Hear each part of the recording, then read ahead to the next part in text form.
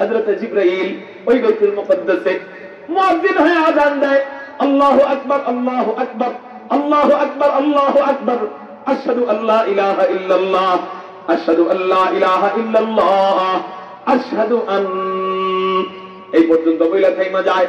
আশহাদু আন্না মুহাম্মাদুর রাসূলুল্লাহ বলে না। কিরে কেন বলে না, কেন বলে না? হযরত জিবরাইল চিন্তা করে, হায় হায় কত নবী এদিক আছে, কোন নবীর নাম বলি, আবার কোন নবী বেজার হয়ে যায়। আল্লাহ পাক রব্বুল আলামিন বলেন, ও জিবরাইল রে, অন্য কোন নবীর নাম বলার দরকার নাই, আমার শেষ নবীর নাম তুমি বলো। হযরত জিবরাইল আযান দেয়, আশহাদু আন্না মুহাম্মাদুর রাসূলুল্লাহ। একটা মত হলো উলামায়ে কেরামদের, ওখান থেকে আযান শুরু হয়। এই যে আযান শুরু হয়, আজ সেই আযান চলে। এরপরে এক নবী আরেক নবীর দিকে এইভাবে তাকায়, কে নামাজ পড়াবে, কে নামাজ পড়াবে। হযরত আদম চিন্তা করেন, আল্লাহ আর কাউকে সফিউল্লাহ বানান নাই, আমাকে সফিউল্লাহ বানাইছেন, হয়তো নামাজটা আমি পড়াবো। হযরত ইব্রাহিম চিন্তা করেন, আল্লাহ আর কাউকে খলিলুল্লাহ বানান নাই, আমাকে খলিলুল্লাহ বানাইছেন, হয়তো নামাজটা আমি পড়াবো। এরকম করে করে এক এক নবীর সিফাত নিয়ে চিন্তা করে আল্লাহ পাক রব্বুল আলামিন বলেন, ও জিবরাইল দাঁড়ায় রইছো কেন? জিবরাইল বলেন, আল্লাহ মজা তুমি পাইতেছো, সাহাবায়ে মজা তুমি পাইতেছো, নবীরাও পাইতেছে, বিপদে পড়ছি আমি। তা কি বিপদে পড়লাম? আমি কারে ইমাম বানাবো আর কোন বিপদে পড়বো, কে বেজার হয়ে যাবে? আল্লাহ বলেন, ও রাসূল, ও জিবরাইল, আমার রাসূল যেখানে সশরীরে উপস্থিত, সেখানে অন্য কাউকে ইমাম বানানোর দরকার নাই, আমার শেষ নবীকে তুমি ইমাম বানাইয়া দাও। খতমুর রাসূলুল্লাহ নজম সুবুল সুবহ হিদায়াত, খতমুর রাসূলুল্লাহ নজম সুবুল সুবহ হিদায়াত, হক্কা কে নযীরি তুল হক কে বশীরি, আয়া খতম রাসূল উম্মত তু খৈর উম্মত,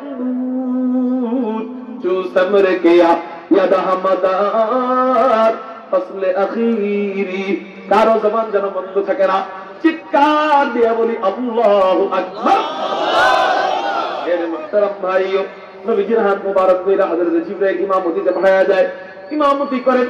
এইজন্যই তো নবীজির নাম ইমামুল আম্বিয়া। এরপর আল্লাহ উপরে তুলে নেয়, লম্বা ঘটনা মাঝখানে, এটা বলার আর সময় নেই। উপরে তুলে নেয়, সাত আসমান দেখাইয়া, আরো বহু কিছু দেখাইয়া, নবীজিকে নিজের কাছে নিয়া, নিজের পাশে বসাইয়া লম্বা সময় পর্যন্ত গল্প সল্প করেন। গল্পের এক পর্যায়ে আল্লাহ বলেন, রাসূল আজকে আমার কাছে তুমি যা চাইবা আমি তোমাদের তাই দিয়ে দিব। ওয়ালা সাউফা ইউতিকা রাব্বুকা ফাতারদা, তুমি আমার কাছে চাইবা, আমি তোমাকে এত দিব, শেষ পর্যন্ত তুমি রাজি হয়ে যাইবা, চাওয়ার মতো কিছু থাকবে না। নবীজি বলেন, আল্লাহ সত্যি তো, আপনার কাছে আমি যা চাইবো আপনি আমারে তাই দিবেন তো? আল্লাহ বলেন, তুমি চাইয়াই দেখো। নবীজি বলেন, আল্লাহ আপনি সব কিছু ফিরে নিয়ে যান, আমার কিছুই দরকার নাই, একটা জিনিস আজকে চাই, ওই একটা যদি আমি পাই আমার আর কিছু দরকার নাই। আল্লাহ আপনি আমারে বলছেন সব দিবেন, আমি বলি আপনি একটা দেন, সব এখন নিয়ে যান, লাগলে পরে দিয়েন, কিন্তু এখন একটা চাই। কি একটা? নবীজি বললেন, আল্লাহ লা আসআলুকা বিনতি ফাতিমা ওয়ালা আসআলুকা আম্মি আব্বাস, আমি আমার চাচা হামজা, আমি আমার চাচা আব্বাস কেউ চাইতে আসি নাই, আমি আমার কন্যা ফাতেমাকে চাইতে আসি নাই। কি চাইতে আসছো? আসআলুকা উম্মতি, আল্লাহ আমি আমার উম্মতকে চাইতে আসছি। আল্লাহ বলেন, রাসূল আরো তো কত রাসূল বানাইছি, আরো তো কত নবী বানাইছি, ওরা তো উম্মতের জন্য এত লালাই তো ছিল না, এত কান্নাকাটি করতো না, তুমি তোমার উম্মতের জন্য এত লালাই তো কেন, এত কান্নাকাটি কেন করো? নবীজি বলেন, আল্লাহ আপনার নাম রহিম, বিসমিল্লাহির রহমানির রহিম, আল্লাহ আপনার নাম রহিম, আবার আমার নামও রহিম। ফাকাদ জাআকুম রাসূলুম মিন আনফুসিকুম আযীযুন আলাইহি মা আনিতুম হারিসুন আলাইকুম বিল মুমিনিনা রাউফুর রহিম। এখানে রহিম দ্বারা নবীর উদ্দেশ্য, আল্লাহ আপনার নামও দয়াবান, আমার নামও দয়াবান। আমার প্রশ্ন হইল, এই দুই দয়াবানের মাঝখান দিয়া আমার উম্মত হাসরের ময়দানে কেমনে দোজখে চলে যাবে, আল্লাহ এটা আমি নবী সহ্য করতে পারবো না।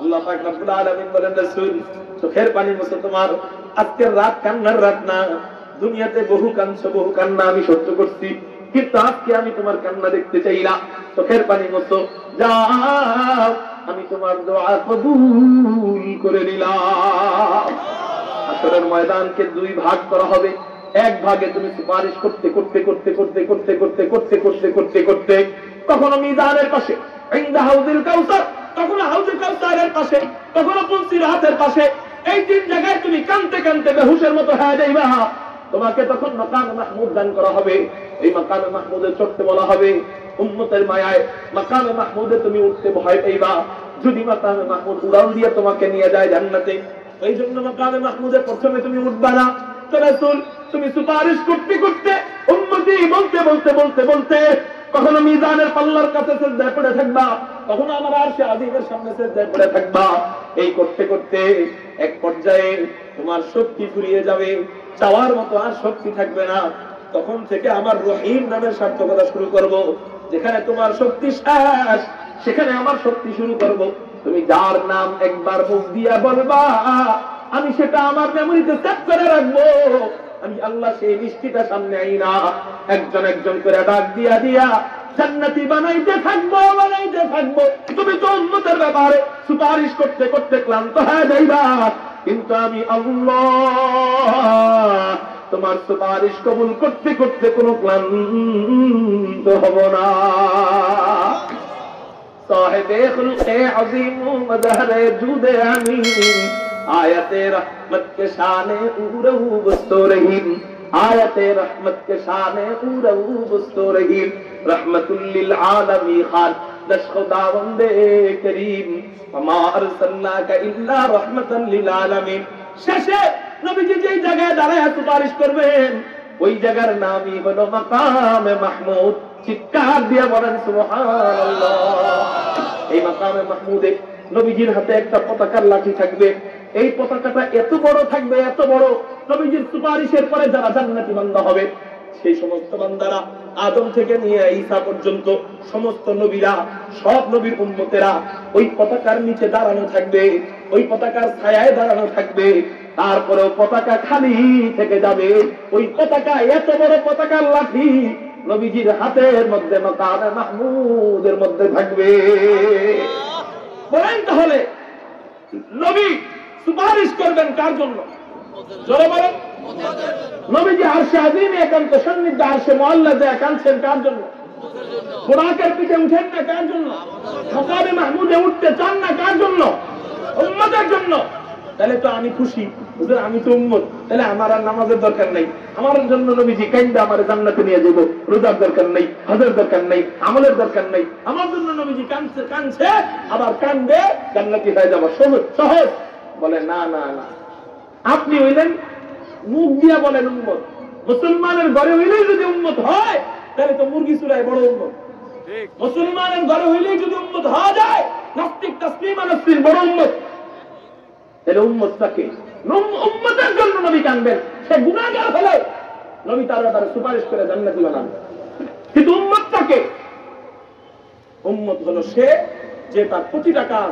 সুন্নাত মোতাবেক চালায় নবীর রীতি মোতাবেক চালায় তার ব্যবসা নবীর সাথে সজ্জিত করে তার বিয়ে নবীর সাথে সজ্জিত করে তার পরিবার নবীর সাথে সজ্জিত করে তার ব্যক্তিগত জীবন সামাজিক জীবন রাষ্ট্রীয় জীবন এবং চাকরির জীবন ব্যবসায়িক জীবন এই এ টু জেড নবীর সাথে সজ্জিত করে সে হলো উম্মত হ্যাঁ উম্মতের কি গুনাহ হবে না হবে গুনাহ উম্মত না যে সেও গুনাহ করবে উম্মত যে সেও গুনাহ করবে দুইজনের মধ্যে পার্থক্য হলো উম্মত না যে সে গুনাহ করবে এবং মনের ভিতরে কোনো আফসোস লাগবে না তওবা করবে না সে হলো উম্মত না যেটা আসছে গুনাহ করবে গুনাহ করার পরে দিলের ভিতরে একটু খারাপ লাগবে না সে উম্মত না আর যে উম্মতের গুণ হলো গুনাহ হয়ে গেলে গলা কাটা মুরগির মতো ফটফট করবে দিলে দিলে হায় হায় আমি কি করে ফেললাম তওবা করে মাপ চাইয়া ঠিক হয়ে যাবে সে হলো উম্মত কথাটা বুঝেন না রাগ করেন না বুঝাইতেছি বুঝানোর জন্য উম্মত না যে গুনার পরে ভালো লাগবে উম্মত না যে গুনার পরে কি লাগবে